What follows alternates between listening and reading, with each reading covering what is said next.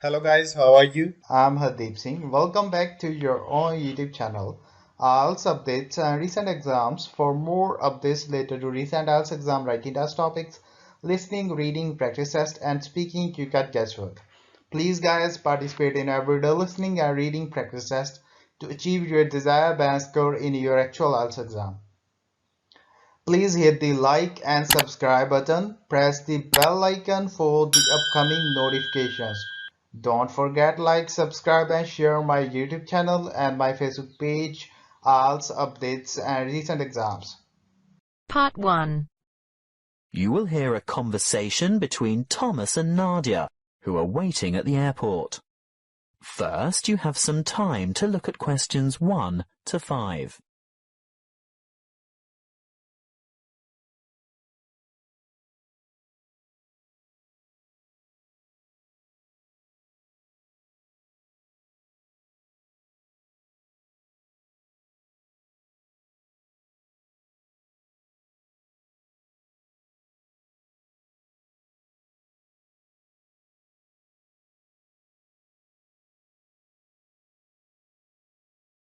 Listen carefully and answer questions 1 to 5. Where have you been, Nadia? Browsing in the bookshop. What took you so long? You said you were only going to be away 5 minutes. I was only gone for a quarter of an hour. Well, it seemed much longer than that. Did you buy anything? I was tempted to get the latest novel by Dan Brown, but it's quite heavy, and I'd have to carry it around with me. If I could have found a crossword puzzle book, I'd have bought it. But in the end, I was attracted to a front-page article in today's issue of the New York Times. Is that all you bought then? Yes. Look, why don't you read the business section while I catch up on the news, and then we can swap? I'd rather have the entertainment section. Are you looking for anything in particular? I just thought they might have a review in there of that new play that opened on Broadway yesterday. The drama about the awfully cruel pirate? Oh, I'd forgotten about that. I wonder how good it is. Actually, I was thinking of the new comedy, the one about the physician. Dr. Hunter. That's the one. Well, when I was in the bookshop, I overheard a couple talking about it, and they said it was fantastic, not in the least bit boring. They especially liked the actor who played the main part. Very smooth, apparently. Lots of fun, then. Well, according to those two, they thought it was hilarious. Ooh, we'll have to make a point of seeing it when we get back. Definitely. We didn't have time for breakfast and I'm hungry. Do you fancy a coffee and a muffin? Sounds like a good idea. And how will you have your coffee today? Long and black as usual? I think I might have something different this morning. What? You don't mean a flat white or some other milky one? Oh, I don't know. I want something to perk me up. An espresso, short and black with sugar? Perfect. Will that be with a chocolate muffin or a berry muffin? I'll try to stay off chocolate. The berry sounds healthier. And I'll have a plain one with butter. Won't be long. Before you hear the rest of the conversation, you have some time to look at questions 6 to 10.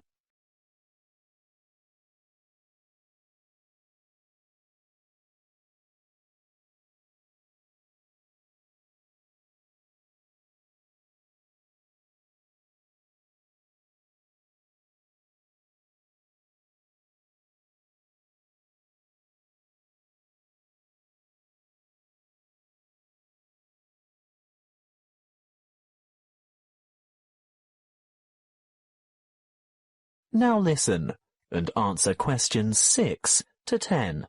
Here you are. Mind the coffee. It's really hot. Thank you. I'm really ready for this. Have you thought about what we should see when we get to London? The Tower, of course. I've always wanted to get a look at the crown jewels. That is where they keep the jewels, isn't it?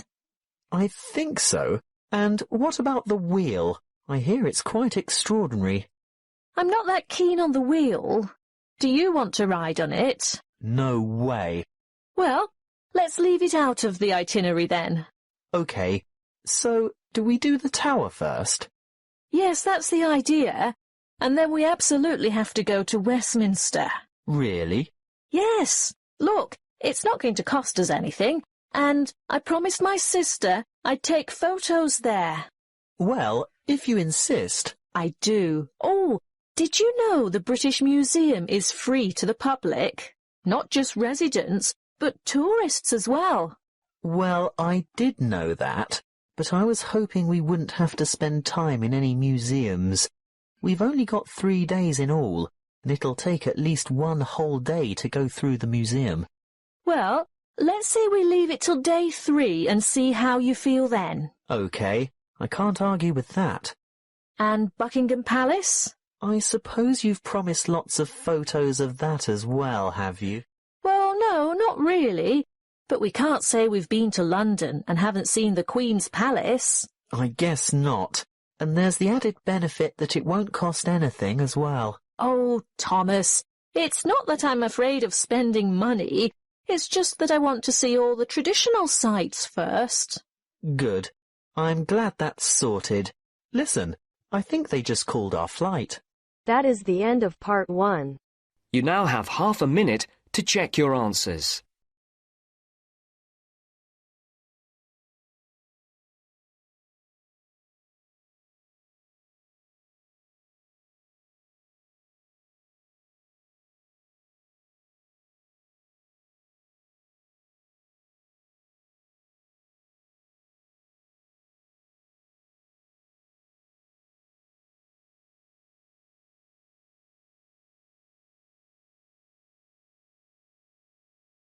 Now turns to part 2. You will hear a tour guide talking to a group of visitors at a museum. First, you have some time to look at questions 11 to 15.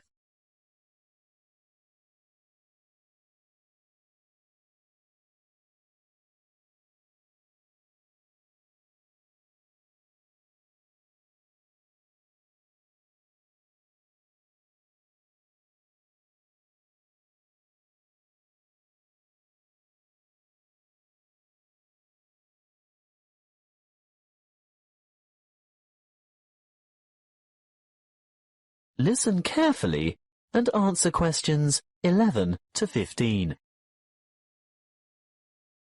Welcome to the museum. Before we go inside, I'd like to remind you of 1 or 2 things.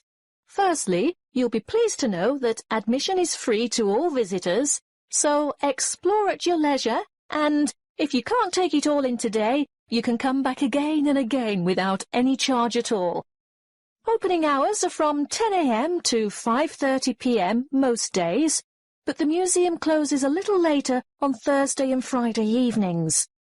There are new multimedia guides available in 10 languages. They can be picked up from the desk in the covered courtyard for £4.50, and you can have it with you all day, from opening time in the morning until half an hour before closing. But you will need to produce ID. A passport, driver's licence or national identity card are all acceptable.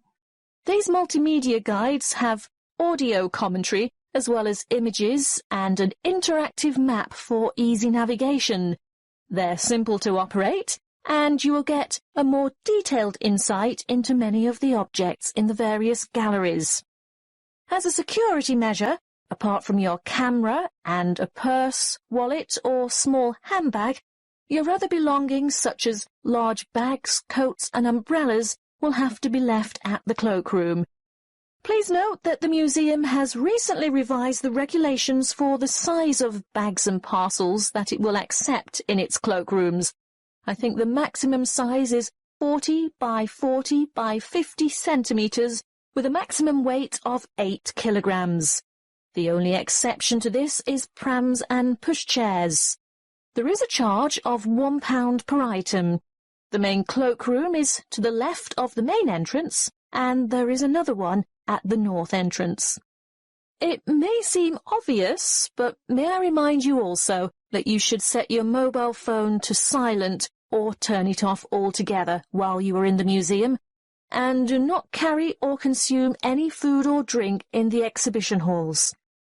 If you are hungry, there is an excellent restaurant where you can purchase a light lunch or a full meal. If it's just a hot beverage you want, then I can recommend taking a break at the Gallery Cafe. Before you hear the rest of the talk, you have some time to look at questions 16 to 20.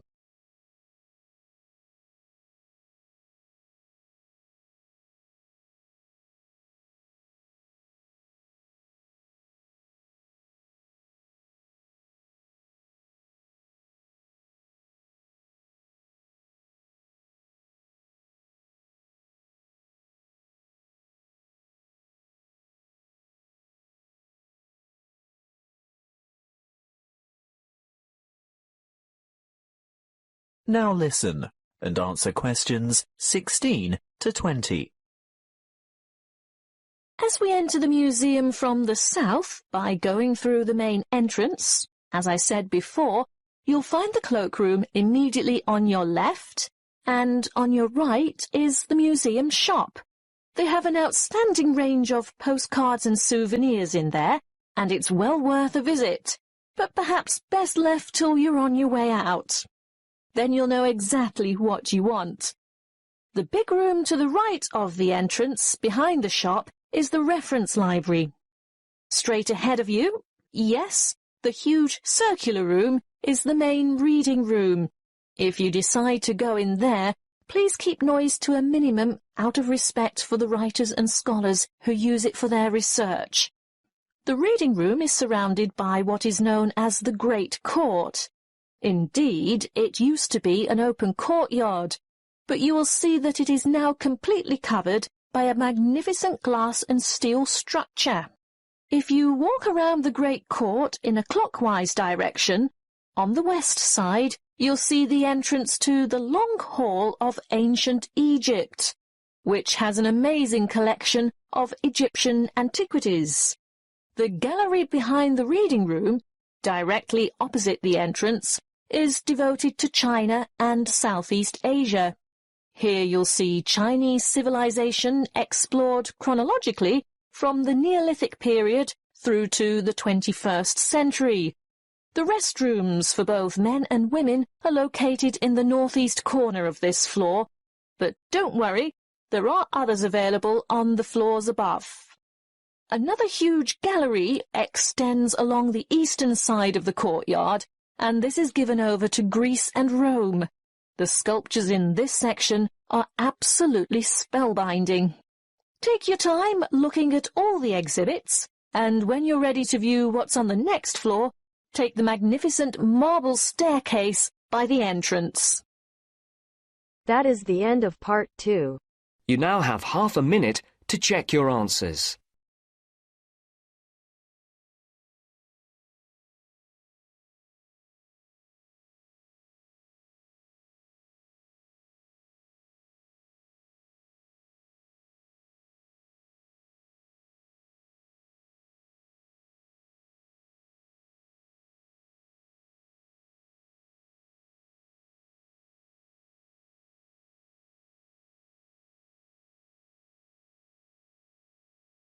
Now turns to part 3. You will hear two students and their tutor discussing a wildlife presentation. First, you will have some time to look at questions 21 to 26.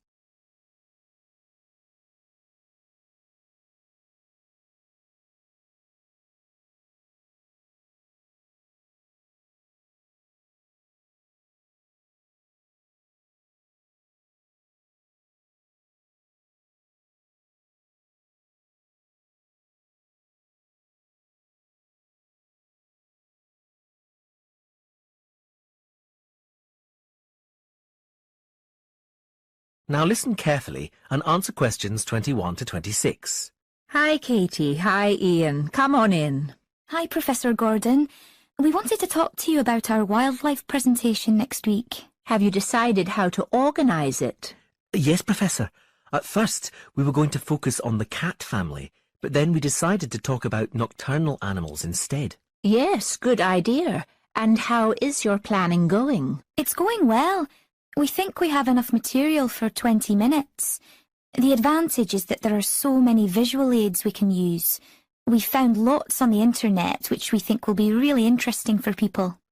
The problem is that this topic has been hard to narrow down. If anything, we've got too much information for just 20 minutes. How do you think we could narrow it down further? It is a broad subject. There are a few ways you could do it, but I'd recommend just looking at a representative sample of nocturnal animals, just 4 or 5. Yes, and maybe we could choose one animal from each continent, or a land creature, a marine creature and a winged animal. I like the idea of separating it by different types of animals. And if we limit the detail, we'll definitely have enough time. But don't limit the detail too much. Also, think how you're going to interest the audience. Well, we're going to have a picture for each animal so we can talk through the picture. That's a nice idea, but don't limit yourself to pictures. If you can find any clips of the animals, use them. Showing brief video clips can keep an audience interested. I'll look on the internet tonight. And think of questions to ask your audience. People like to be involved. Yes, that's a great idea. Anyway, Professor, we've been practicing our presentation and we'd like to show you a small section. Is that okay? Well, we just have a couple of minutes left, but go ahead. Before you hear the rest of the conversation, you have some time to look at questions 27 to 30.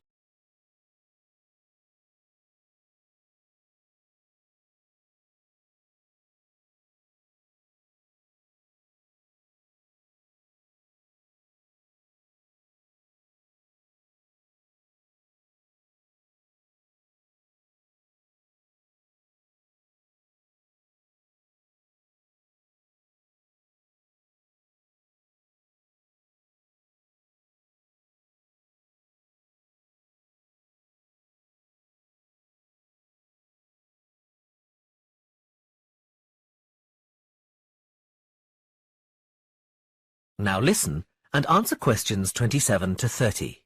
Well, we were thinking of presenting each animal with a picture and describing their physical characteristics. Okay, but not in too much detail. That's just background information. We'll start with the jaguar. I'll introduce it by saying that the jaguar is a nocturnal animal and the only species of the genus Panthera to be found in the Americas. Like any cat, it has whiskers and it can move quickly. Its spine has great movement, meaning a jaguar can take long strides, sometimes up to 5.5 meters. This can make it a deadly predator, as you can imagine. Moving on to the fur, its fur is quite distinct. The markings are like black donut-shaped spots on its otherwise yellow fur. People often confuse them with a leopard for this reason. Now, the tail is interesting.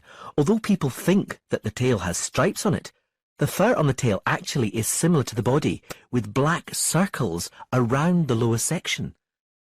The jaguar is generally a creature to be feared. Oh yes, I should have mentioned this earlier. Sorry, like most cats, it has sharp, retractable claws. Yes, that's fine, but be careful.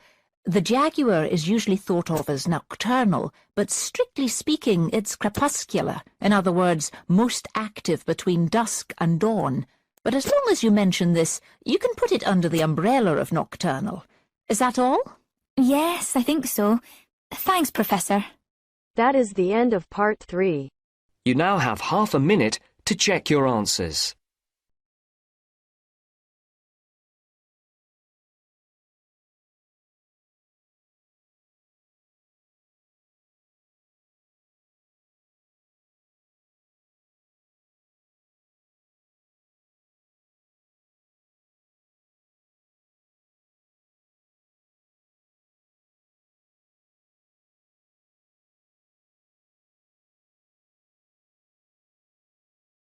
Now turns to part 4.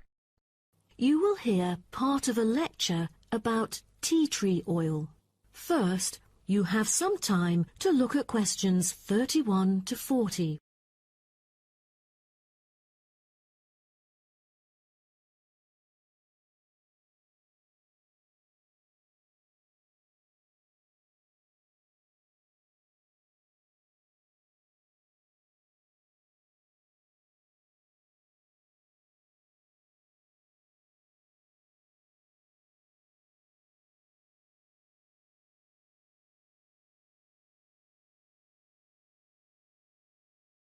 Now, listen carefully and answer questions 31 to 40.